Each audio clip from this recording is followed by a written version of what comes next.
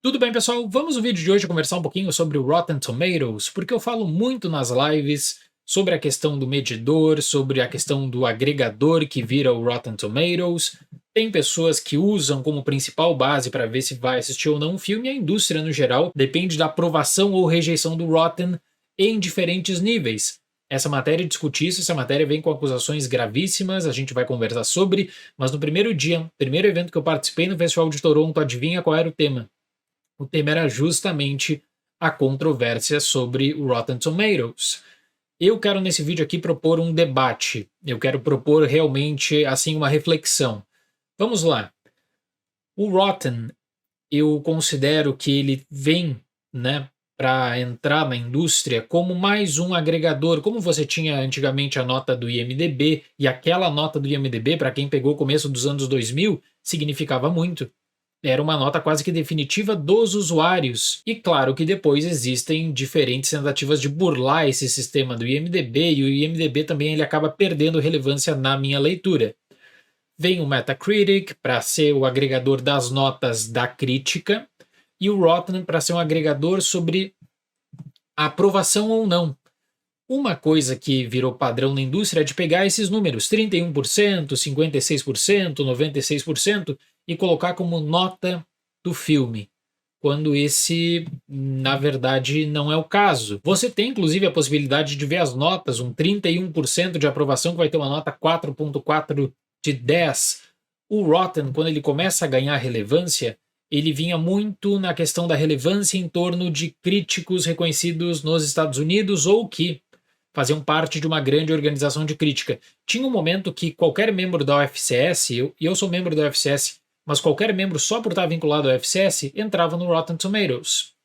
Depois, com todo um processo de aquisição, um processo de remodelagem, o Rotten passou a ser muito criticado porque não existia diversidade. Então o Rotten ele acaba fixando uma mudança, todos os críticos e o Top Critics.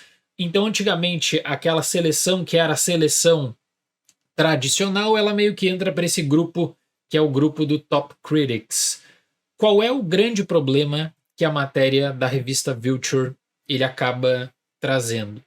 Que como você está aqui com um agregador que ele é considerado referência, os estúdios vão querer burlar e vão querer fazer algum modo de trazer alguma coisa para não levar, quem sabe, uma nota negativa, como se fosse a repercussão única. Claro que tem a nota da audiência, a nota do público, né? Mas assim, você tem aquela nota da crítica que para muitos ela se torna algo sagrado. E eu falo sempre nas lives, é impressionante como muitas pessoas pegam essa nota e transformam essa nota como algo extremamente necessário, relevante, quando não é o caso, né? Quando você pode fazer toda uma série de apontamentos sobre o perfil dos profissionais que estão no Rotten Tomatoes, como hoje você precisa publicar em língua inglesa ou língua espanhola apenas para entrar no Rotten Tomatoes. Tem tudo isso. Tudo poderia entrar para discussão. O caso que a matéria da revista Vulture apresenta é um caso muito grave. Né? Eles vão dar exemplos de um filme chamado Ofélia, que inclusive o Rotten deletou a página, em que algumas pessoas, segundo essa matéria, uma acusação gravíssima, receberam dinheiro de uma agência para fazer críticas positivas para mudar o patamar do filme. Quando eu falo que a indústria cinematográfica ela está muito vinculada no Rotten Tomatoes, o que, que eu quero dizer com isso? Que a aprovação, uma nota boa no Rotten Tomatoes, ela acaba significando também, consequentemente, uma chance de maior visibilidade. O grande estúdio ele vai pagar crítica para fazer isso? Gente, poderia aqui entrar com várias e várias histórias de casos graves tentando envolver manipulação, o caso que envolve a Sony também, com um crítico falso que a Sony cria. Hoje eu penso que é muito complicado para um grande estúdio correr o risco de pagar algum crítico, sabe, e correr esse grande risco agora. Por outro lado, algo que eu venho acompanhando muito de perto é como os estúdios eles estão mais interessados em fazer parceria não só com influenciadores, mas também com críticos. Então o estúdio ele acaba pedindo primeiras impressões, ele acaba pedindo justamente né, uma rede de conteúdos envolvendo uma série, envolvendo um filme para um crítico, e aí você passa a discutir, existe um poder de crítica no momento que você está recebendo dinheiro de um estúdio, por exemplo? O que eu quero dizer com isso? Paul Schrader fala, os estúdios vão tentar tirar vantagem e dá para você notar isso em diferentes maneiras. Para uma nota no Rotten Tomatoes, nesse caso aqui existia uma distribuição independente, né? Existia um filme que estava em busca de uma parceira para distribuição e quem estava comandando a estratégia pensou o seguinte: olha, não dá para você tentar pegar um filme e tentar levar esse filme com uma nota baixa, então precisaria aumentar essa nota. É uma acusação que eu acho que ela vai pegar em cheio o modelo de avaliação, seleção, vai ter que colocar de fato mais coisas relevantes quanto a políticas, mas isso não muda o fato de que os estúdios eles estão tentando fazer de todo possível para limitar, às vezes, uma abordagem crítica. Eu falei dessa questão das parcerias. Uma outra coisa, a falta de cabines, às vezes, para alguns títulos, o que já é comum, é algo da história do cinema, mas no ano passado eu acompanhei uma mudança que é uma mudança que você vê também como existe uma preocupação com a chamada reação do público. Filmes que não teriam cabines tradicionalmente, porque a distribuidora saberia que tinha uma nota ruim, esses filmes entram no circuito com uma rodagem de cabines normal, só que com uma diferença. A cabine não é só para crítica, é para crítica e para os chamados fãs. Para quê? Para que a crítica consiga ter uma reação de uma sala no filme de comédia, no filme de terror, etc. E isso é apontado como algo extremamente importante. Nos Estados Unidos, Sony e Universal estão fazendo isso, por exemplo. São diferentes estratégias. Esse caso aqui, em que a Vulture chama de decomposição, né, do Rotten Tomatoes, é um caso bem importante. Porque esse caso aqui, eu falei, foi discutido na abertura do Festival de Toronto no evento para a indústria. Esse caso do Rotten Tomatoes, ele envolve, se você para analisar, uma série de agregadores de ingressos de filmes, de venda de ingressos de filmes, que levam em conta a nota do Rotten Tomatoes para aprovação ou não. Eu considero um erro você pegar o número que está ali de aprovação e colocar aquilo como sagrado. Não acho que essa é a melhor abordagem, mas tem gente que acabou adicionando isso como sinônimo, e mesmo aquelas pessoas que criticam duramente um site como o Rotten Tomatoes, elas acabam demonstrando um interesse para saber qual é a nota de abertura de um filme, por exemplo. Hoje, especialmente no Twitter, criou-se uma tradição de você acompanhar, às vezes, dependendo do lançamento, a atualização da nota no Rotten Tomatoes. Isso não existiu, por exemplo, na época do IMDb, quando se acompanhava as notas de um grande lançamento no IMDb. É uma novidade. Decomposição do Rotten Tomatoes deve levar em conta para uma discussão ampla quem faz parte do Rotten Tomatoes, como que o Rotten Tomatoes acabou se expandindo, e eu não sei se expandindo da melhor forma, né? Porque para buscar adicionar o maior número de pessoas possíveis, eles abrem mão, por exemplo, de críticos europeus, eles abrem mão de críticos da Ásia, da África, do Brasil, por exemplo, porque hoje o requisito é você escrever em língua inglesa ou espanhol.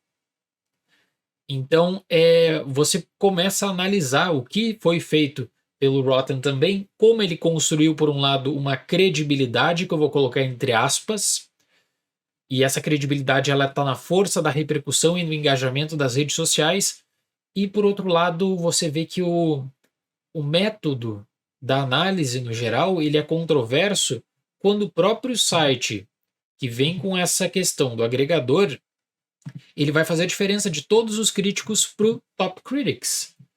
Né? Por que isso? É porque você não tem confiança ou porque você quer criar uma rede de diferenciar quem tem mais reputação e quem não tem? Para que você adicionou os outros nomes, então? É algo que não fecha nessa conta.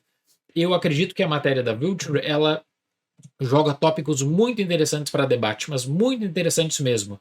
O tópico da distribuição, o tópico da questão de você precisar desse número positivo, e ele vai deixar uma lição para qualquer outra empresa que for tentar fazer algo parecido.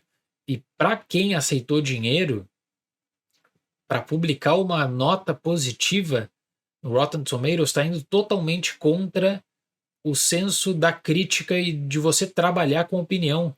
Se você trabalha com opinião e você constrói uma rede de pessoas que gostam de te acompanhar, seja no texto ou vídeo, porque você dá a tua opinião, qual é a credibilidade que você vai conseguir fechando um contrato com um estúdio para falar bem do filme X, da série X, para publicar algo assim? Eu acredito, tenho quase certeza, nesse escândalo que as pessoas pensaram assim, um filme pequeno, ninguém vai descobrir.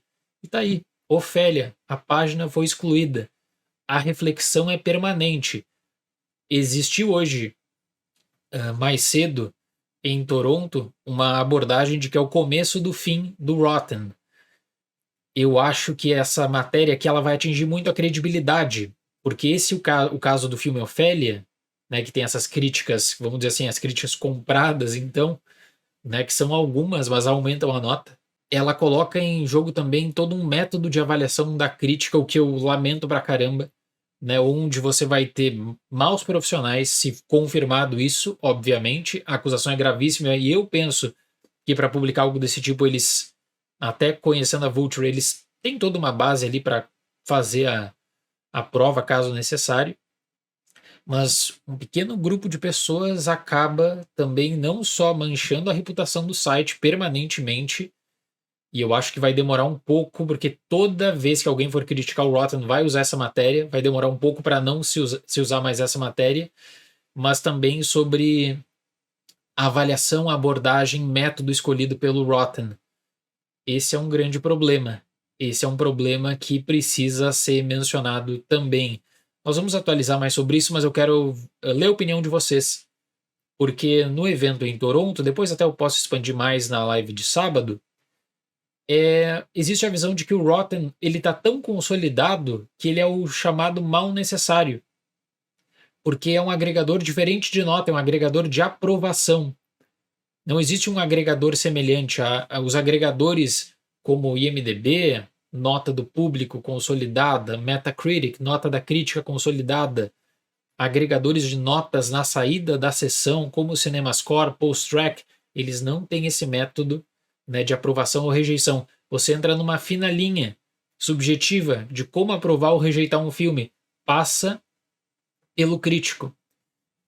E você precisa de bons profissionais para fazer isso também.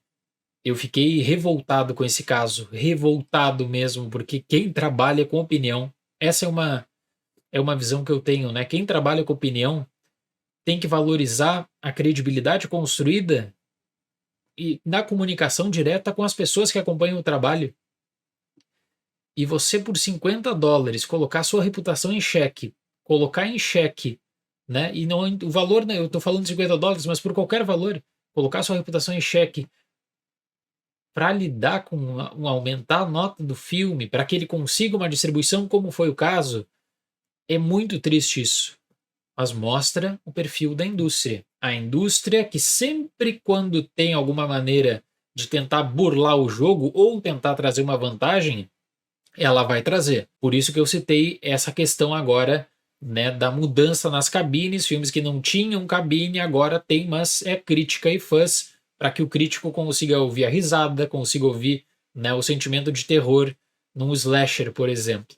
Esse debate é um debate que eu estou começando agora, a gente vai discutir mais sobre isso, tem muita coisa, tem muitos tópicos, quem quiser deixar alguma contribuição, pergunta, eu provavelmente vou fazer um vídeo parte 2 sobre isso. Tá bom, pessoal? Muito obrigado pela atenção, até mais e tchau!